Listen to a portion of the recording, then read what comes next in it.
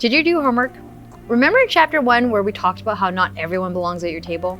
Well, getting your first founding members is pivotal to your success. You want to make sure your founding members fit your ideal community. These are people who embody and identify with your community purpose and will be active. Now, pouring into these first 5 people will have a ripple effect with the next batch of members who join. There are several ways you can do this and market your community to your ideal members. First, one-on-one. Develop meaningful one-on-one relationships with ideal candidates in other places. These are all about developing genuine friendships. This is particularly important early in your community building process. It is critical to establish strong relationships from the start. In the process, make 5 friends who truly care and identify with your community's purpose. Pouring your energy into these members will help your community grow by word of mouth. To do this, join groups that focus on your community topic and consistently show up and keep giving value. Build relationships with people who like your content. Reach out to those who are engaging with your content and ask them what they like. Honestly, just start building friendships. You can also find people through major influencers or social channels. Reach out to them, comment, and build those relationships over time.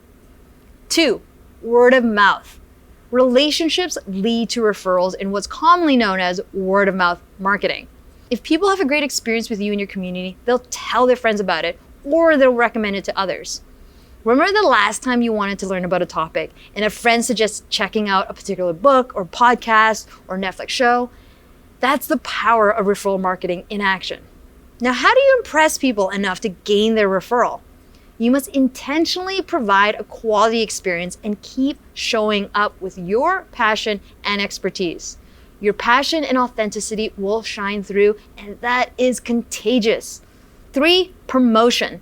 Once you actually get some traction, you want to get your community out there. It's time to promote your community. Get in front of somebody else's audience that is relevant and engaged. You want to make sure their audience is active. These are people who are going to be interested in your community. You can observe those activity levels by checking their social media engagements. Once you've found an engaged audience, reach out to that creator in that space and ask if you can write a guest blog or be on their podcast or join a live webinar. You can also co-host a live stream together or collaborate on social media. 4, inbound growth. Let us not forget the following you've already built. You may have a YouTube channel or a growing following on social media or a podcast. Now, this is your audience. Many of these people already know and like you and trust you.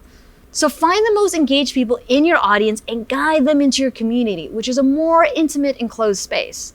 You can do this by sharing the greatness of your community with your audience. Find ways to consistently and naturally mention your community and the benefits of joining it. You can add links to your community page throughout your social media or podcasts or newsletters. You also want to mention your community in your posts and videos. Share stories from the community and give people a peek into the actual community experience.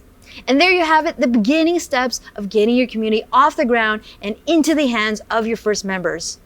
So what's next? How do you run it and keep people engaged? Well, that's coming up in the next chapter. But before that, we have a quick tutorial on how to set up order bumps and upselling. This way, you can bundle your community up with other programs. This will give your students the opportunity to add more value if they want. Now, with that said, this might not be necessary, especially if you're offering a free community. So this next step is optional, but do it anyways, because it'll increase your revenue by 40%.